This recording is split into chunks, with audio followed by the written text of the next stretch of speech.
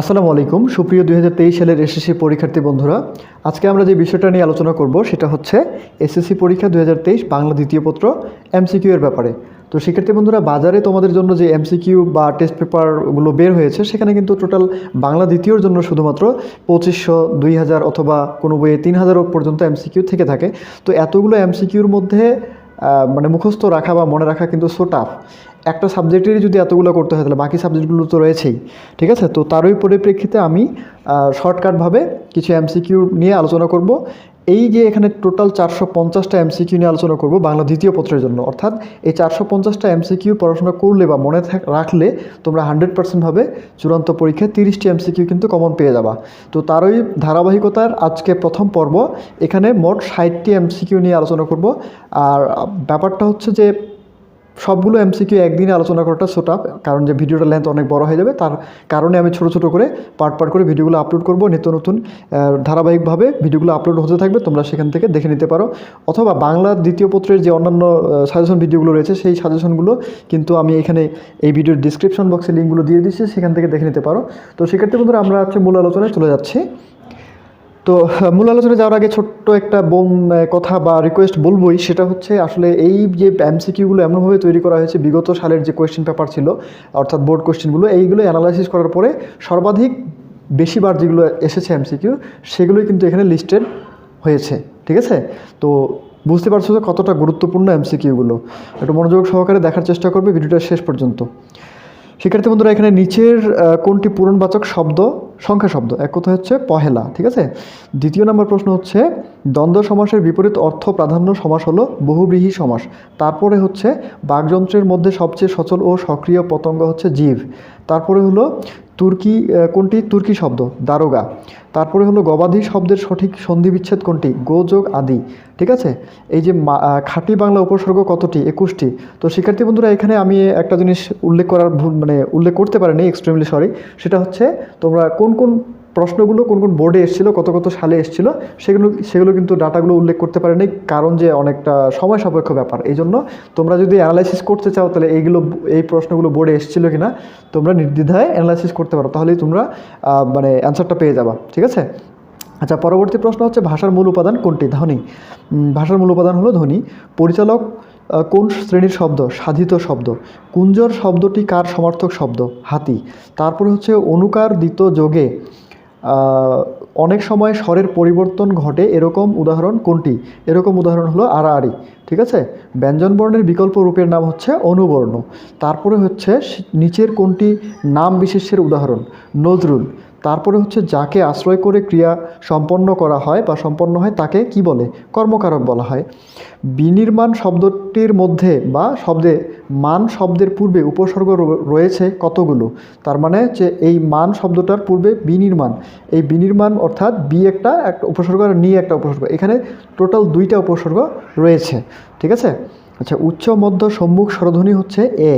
তারপরে হচ্ছে দুঃখ কোন বিশেষ্য পদ? দুঃখ হচ্ছে গুণবাচক পদ। তারপরে হচ্ছে নিচের কোনটি লোচন শব্দের সমার্থক শব্দ? লোচন শব্দের সমার্থক শব্দ হচ্ছে অক্ষী। তারপর হচ্ছে সারণ ছাড়া কার্য হয় না, এ বাক্যে অনুসর্গ হচ্ছে ছাড়া। তারপর হচ্ছে ক ধ্বনির উচ্চারণ স্থান কোনটি? জিহ্বামূল। তারপরে হচ্ছে কোথাও কোনো সর্বনামের উদাহরণ? কোথাও কোন সর্বনামের উদাহরণ? অনির্দিষ্ট, অর্থাৎ কোথাও শব্দটা সর্বনামটা দ্বারা অনির্দিষ্টতা প্রকাশ করে। আচ্ছা, এরপর হচ্ছে ক্ষয়ের খা বাগধারাটির অর্থ কী? ক্ষয়ের খা বাগধারাটির অর্থ হচ্ছে চাটুকার, ঠিক আছে। আচ্ছা, 22 নম্বর প্রশ্ন হচ্ছে কোন বর্ণটির নিজস্ব কোনো ধ্বনি নেই? নিজস্ব কোনো ধ্বনি নেই হচ্ছে ইয় বর্ণের, ঠিক আছে। চলন্ত ট্রেন সব বাক্যটির মধ্যে চলন্ত শব্দটি কোন বিশেষণ? চলন্ত হচ্ছে অবস্থানবাচক বিশেষণ। তারপরে 24 নম্বর দুর্লভ বস্তু অর্থে বাগধারা হচ্ছে অমাবস্যার চাঁদ, অমাবস্যার চাঁদ। তারপরে হচ্ছে 25 নম্বর সময়সূচি শব্দের ব্যাসবাক্য হচ্ছে সময় সংক্রান্ত সূচি। 26 নম্বর যে বাক্যে কর্তা প্রধানরূপে প্রতীয়মান হয় এবং ক্রিয়াপদ কর্তাকে অনুসরণ করে তাকে বলা হয় কর্তৃবাচ্য বলে, তাকে কর্তৃবাচ্য বলে। ও দাদা দাদা করে বা দাদা দাদা বলে ডাকছে বা কাঁদছে, এখানে দাদা দাদা দ্বিরুক্তিটি কী অর্থ প্রকাশ করে? এখানে আগ্রহ বোঝাতে প্রকাশ করে। আচ্ছা, এরপরে 28 নম্বর যোগরূঢ় শব্দ কোনটি? যোগরূঢ় শব্দ হচ্ছে মহাযাত্রা। তারপর হচ্ছে মিছিলটি সামনে এগিয়ে যায়, বাক্যটিতে কোন ধরনের ক্রিয়া বিশেষণ রয়েছে? বাক্যটিতে স্থানবাচক ক্রিয়া বিশেষণ রয়েছে। আচ্ছা, 30 নম্বর প্রশ্ন হচ্ছে ষষ্ঠী বিভক্তির আকৃতিগুলো আকৃতি কোনগুলো বা ষষ্ঠী বিভক্তি কোনগুলো? ষষ্ঠী বিভক্তি হচ্ছে র এবং এর, ঠিক আছে, কোথায় র আর এর। কোনো কথকের বাক্যকর্মের নাম কি? উক্তি। তারপরে হচ্ছে বাক্যের অর্থসঙ্গতি রক্ষার জন্য পরোক্ষ উক্তিতে কোন পদের পরিবর্তন করতে হয়? এখানে এটা কিন্তু রাইট অ্যান্সার দুইটাই হবে, অর্থাৎ ক্রিয়া ও সর্বনামের সঙ্গে ক্রিয়া ও সর্বনামের পরিবর্তন করতে হয়। আচ্ছা, 33 নম্বর প্রশ্নটা হচ্ছে প্রত্যক্ষ উক্তির কালসূচক শব্দের গতকাল শব্দটির পরোক্ষ উক্তিতে কীরকম বা কী রূপে পরিবর্তিত হয়? এখানে রাইট অ্যান্সার হবে আগের দিন, ঠিক আছে। শিক্ষক বললেন তোমরা কি ছুটি চাও, এর পরোক্ষ উক্তি কোনটি? আমরা ছুটি চাই কিনা শিক্ষক তা জানতে চাইলেন, এটা হচ্ছে তার পরোক্ষ উক্তিটা, ঠিক আছে। আচ্ছা, এরপরে 35 নম্বর প্রশ্ন, শিক্ষক বললেন চুপ করো, এখানে পরোক্ষ উক্তি কোনটি? এখানে পরোক্ষ উক্তি হবে যে শিক্ষক চুপ করার আদেশ দিলেন, শিক্ষক চুপ করার আদেশ দিলেন। আচ্ছা, এরপরে 36 নম্বর প্রশ্ন, বাক্যে কোন জ্যোতিচিহ্নের প্রয়োগে থামার প্রয়োজন নেই? ইলেক বা হাইফেন চিহ্নে থামার কোনো প্রয়োজন নেই আসলে। 37 নম্বর প্রশ্ন হচ্ছে সম্বোধন পদের পরে যে চিহ্নটি ব্যবহৃত হয়েছে তার হয় সেটার নাম কি? কাউকে সম্বোধন করার পরে আমরা কমা ব্যবহার করে থাকবো ইনশাআল্লাহ, এটা আমরা জানি, আর না জানা থাকলে নতুন করে জেনে নিলা। আচ্ছা, 38 নম্বর প্রশ্ন হচ্ছে একটি অপূর্ণ বাক্যের পরে অন্য একটি বাক্যের এখানে বাক্যের হবে অবতারণা করতে হলে কোন চিহ্ন বসবে? কোলন চিহ্ন। তারপরে হচ্ছে 39 নাম্বার হলো বিধেয় বিশেষণ সর্বদাই কার পরে বসে? বিধেয় বিশেষণ সবসময় বিশেষ্য এর পরে বসবে। এবার 40 নম্বর প্রশ্ন, ছি তোমার এ কাজ বাক্যটিতে কি প্রকাশ পেয়েছে? ধিক্কার প্রকাশ পেয়েছে। আচ্ছা, 41 নম্বর প্রশ্ন হচ্ছে বাঁশি বাজে ওই মধুর লগনে, এটা কোন বাচ্যের উদাহরণ? এটা হচ্ছে কর্মকর্তৃ বাচ্যের উদাহরণ। আচ্ছা, 42 নম্বর প্রশ্ন হচ্ছে তার যেন আশা হয়, বাক্যটিতে কোন বাচ্য? ভাব বাচ্য, এটা হচ্ছে ভাব বাচ্য। 43 নম্বর প্রশ্ন হচ্ছে অপকর্ম শব্দে অপ উপসর্গটি কী অর্থে প্রকাশ করে? অপ উপসর্গটি হচ্ছে নিকৃষ্ট অর্থে প্রকাশ করে। আচ্ছা, 44 নম্বর প্রশ্ন হচ্ছে নিম কোন ভাষার উপসর্গ? নিম হচ্ছে ফরাসি ভাষার উপসর্গ।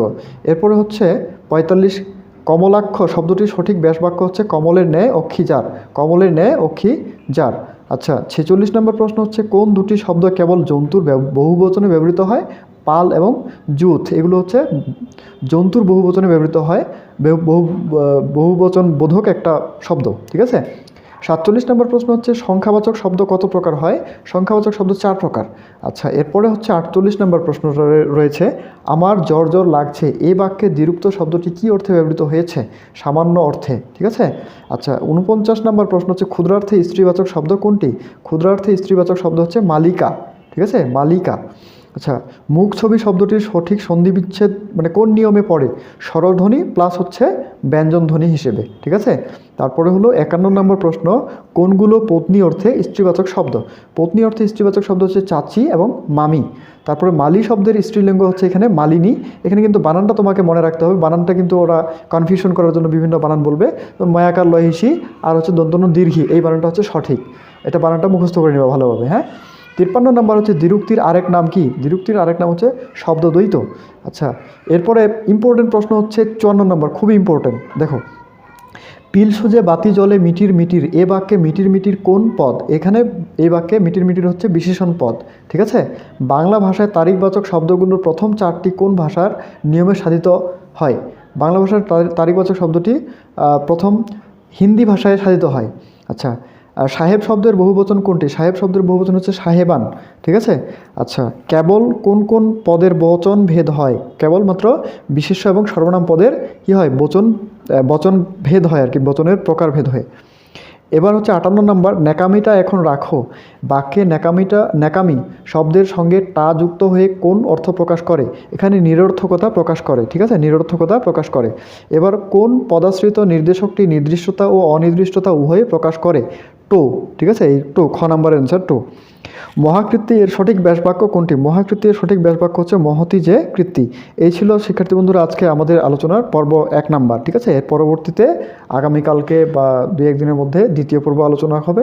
তো তোমরা চ্যানেলটির সাথে থাকবা, আর যদি ভিডিওটি ভালো লেগে থাকে তাহলে অবশ্যই লাইক কমেন্ট শেয়ার করে বন্ধুদেরকে জানাবা, হ্যাঁ। আসসালামু আলাইকুম।